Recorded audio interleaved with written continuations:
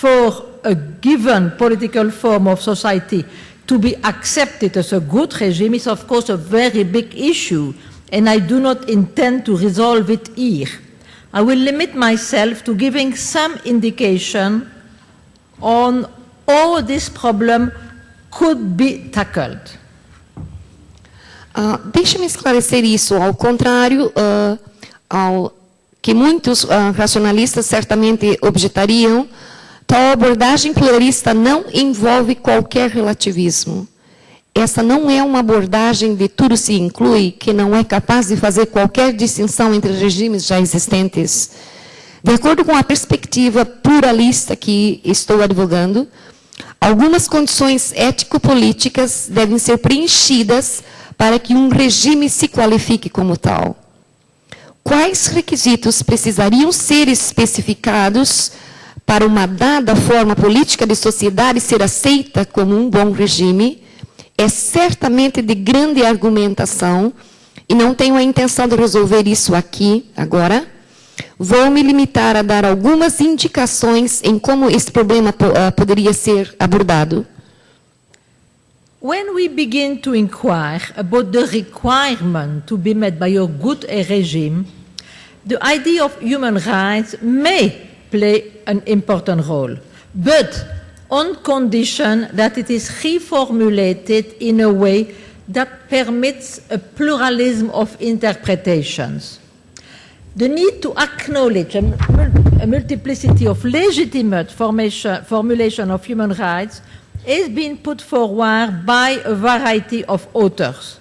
But I have found an important source of inspiration for such a reflection in the work of Raimundo Panikkar, whose interesting insight I want to bring into our discussion.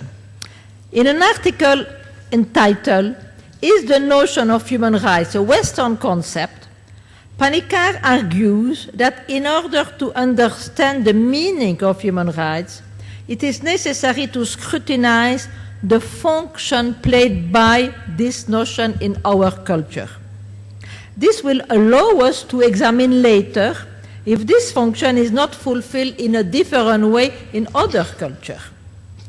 In other terms, Panikkar urges us to inquire about the possibility of what he calls homeomorphic, and by that he understands, in fact, functional equivalence of the notion of human rights.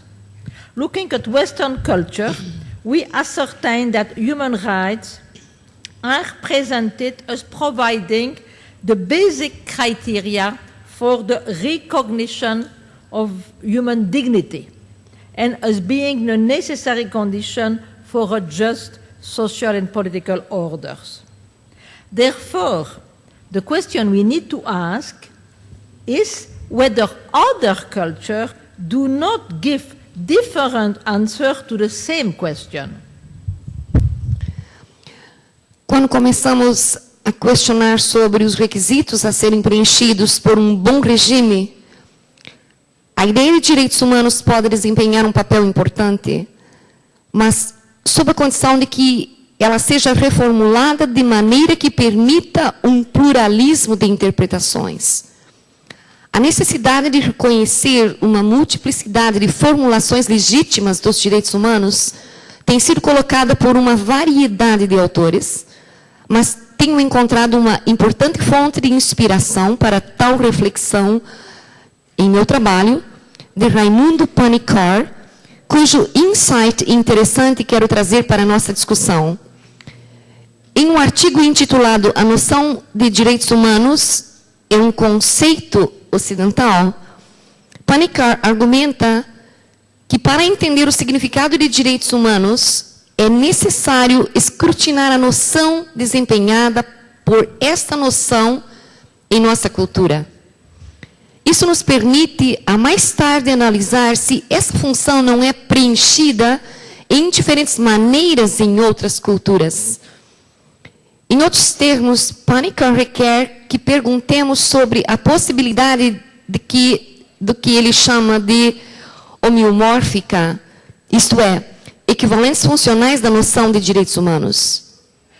Observando a cultura ocidental, afirmamos que os direitos humanos são apresentados como provedores de critérios básicos para o reconhecimento da dignidade humana e como sendo a condição necessária para uma ordem social e política justa. Portanto, a questão que devemos perguntar é se outras culturas não dão diferentes respostas para a mesma pergunta. Once it is acknowledged that what is at stake in human rights is the dignity of the person, the possibility of different manners of envisaging this question becomes evident, as well as the different ways in which it can be answered. What Western culture calls human rights is in fact a culturally specific form of asserting the dignity of the person. And it will therefore be very presumptuous to declare that it is the only legitimate one.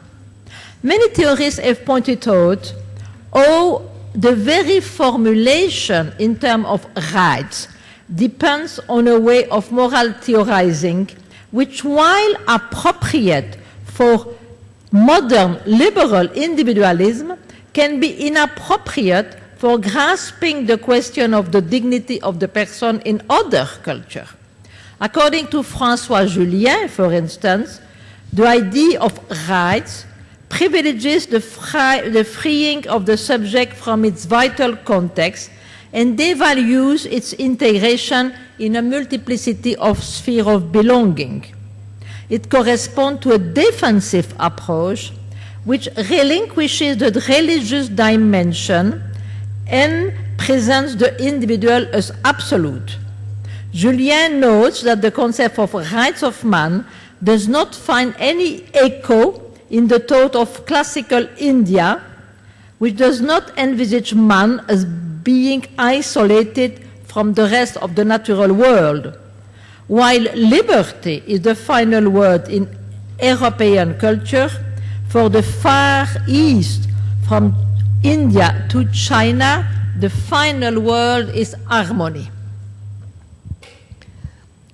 Uma vez que é reconhecido que o que está em questão nos direitos humanos é a dignidade da pessoa, a possibilidade de diferentes maneiras de conceber essa questão torna-se evidente, tanto quanto as diferentes maneiras nas quais ela pode ser respondida. O que a cultura ocidental chama de direitos humanos é, de fato, uma forma culturalmente específica de afirmar a dignidade de uma pessoa e que isso, portanto, seria muito presunçoso declarar que é a única legítima. Muitos teóricos têm apontado como essa formulação em termos de direitos. Depende, de certa maneira, a teorização de moral, a qual, enquanto apropriada para o individualismo liberal moderno, pode ser inapropriada para uma abordagem da questão da dignidade da pessoa em outras culturas. De acordo com François Julien, por exemplo, a ideia de direitos privilegia a liberação do assunto de seu contexto vital e desvaloriza a sua integração em uma multiplicidade de esferas de pertencimentos. Corresponde a uma abordagem defensiva que impede a dimensão religiosa e apresenta a individual como absoluta. Julien observa que o conceito de direitos do homem não encontra qualquer eco no pensamento da Índia clássica, que não visiona o homem como sendo isolado do resto do mundo natural.